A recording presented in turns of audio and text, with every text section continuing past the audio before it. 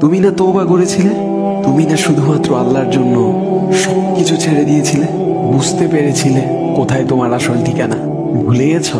আবার কোন পাপ তোমায় গ্রাস করে নিল? তুমি তো সেই যে নিজের পাপের প্রতি অনুতপ্ত হয়ে সিজদায় পড়ে অঝরে কেঁদেছিলে। তাহলে আবার কেন দুনিয়ার ধোঁকায় পড়ে গেলে?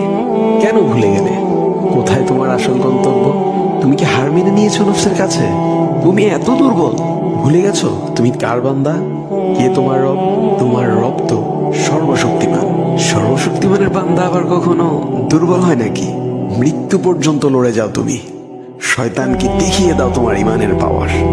শয়তানের ধোঁকায় পড়ে অনেক পাপ করে ফেলেছো, তাই নিরাশ হয়ে গেছো তুমি, তাই না? তুমি কি জানো না তোমার রব কতটা মহান? তিনি তো তোমাকে ক্ষমা করার জন্য অপেক্ষা করছেন। তাই ফিরে আসো সেই রবের দুয়ারে, যার দুয়ার কখনো বন্ধ হয় না।